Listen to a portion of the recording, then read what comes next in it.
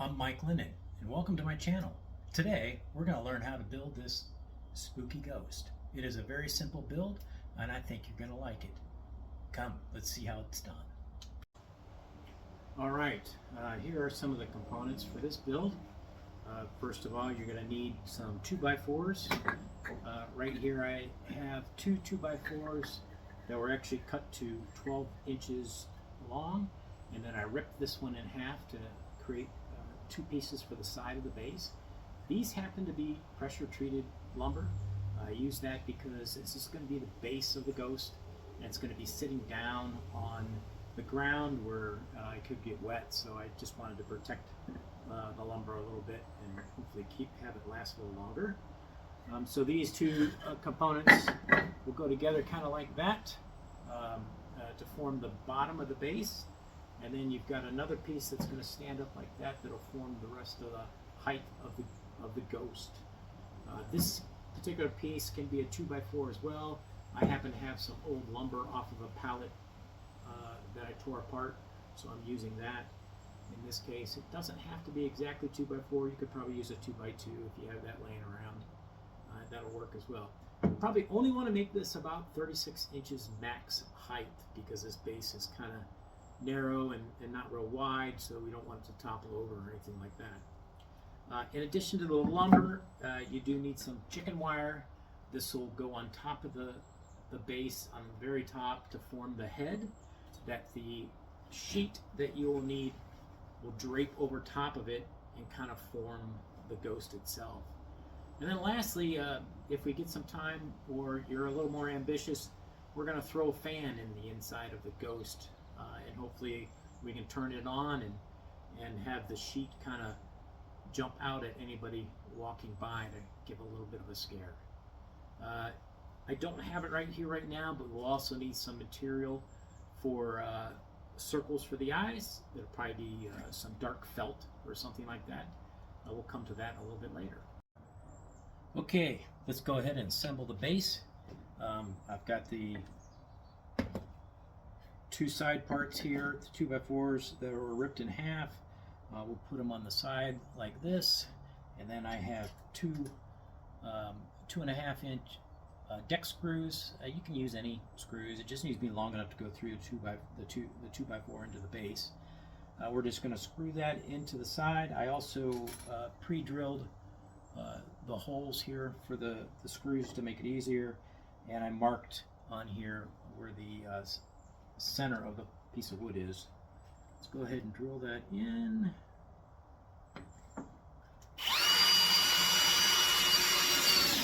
Now I'm only putting one screw in this base here, mainly because if you set this on an unlevel surface when you put it out in the yard, you might want to turn this a little bit in order to set if it's an uneven area. And it just makes it easier just to have one screw in there, and you can kind of set it to where you want. I'm going to go ahead and put it in the other side.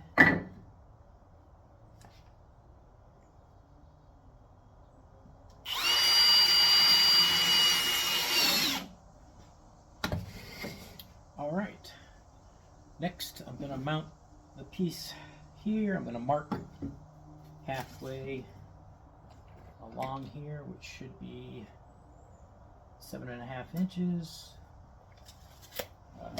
Just kind of eyeball this a little bit, mark the outer edges of it, and I'm going to drill some pilot holes in here just so it's easier. Now for when you're working with chicken wire, you're going to want to use gloves. This stuff is pretty doggone sharp. It will cut you if you do not put gloves on. Don't ask me why I know that. Now you're going to want to measure how wide your chicken wire is. This happens to be 36 inches, so I'm just going to cut out a 36 by 36 inch square, and then I'm going to round off the corners a little bit to make it easier to form that chicken wire down around the base so that it holds the shape for the head. Alright, so I've cut out the wire, and I went ahead and found the center of that 36 by 36 inch square chicken wire, and I took a staple gun here and just put a couple staples in the top of it. and I went ahead and bent the wire, chicken wire down. Now when you bend it down, you kind of want to leave it bunched up in a couple areas to kind of layer that sheet down so that kind of forms a little bit of folds that fold in a little bit. And then you want a little bit of a flat spot on the front side where you're going to put the eyes. But you don't have to worry about that too much. Just get the general shape initially, and then once you get the sheet on there, you can basically mold it a little bit more the way you like it. It's pretty flexible, and it's better to kind of look at it once the sheet's on it anyways. So just get the general shape. Okay, now I went ahead and draped the sheet over top of here, and I kind of molded a little bit to kind of create these folds here a little bit. Got a little bit of flat spot on top of here where the eyes will go. And then I went ahead and trimmed down along here with a pair of scissors. You don't have to get it straight. I think it looks better all jagged and everything. But that's about it as far as the base and getting the body all put together. The thing I wanted to mention is why chicken wire is really good for this ghost project is that you can fold it and mold it into place, and it kind of holds its position. And you kind of see here how it sticks out a little bit, but then it's indented back here a little bit, and it gives the layers of the fabric down to make it more ghost-like per se. And you can kind of move it around. You can even probably use some wire ties through the fabric and tie it directly to the felt. But then it's a little bit harder to take the fabric off for storage and stuff. So, okay, before I show you the fan in operation here, you'll notice that when I do show it to you, it's pretty loud. One other way to get around that and not use a fan that's very loud and be just as effective if you have an air source. If you have an air source and you have some way of turning that air source on and off, it's pretty effective at moving the sheet at a low PSI. In addition to that, the air will blow underneath the sheet, and if you time it just right, it'll catch the legs of a passerby and kind of sway them a little bit more.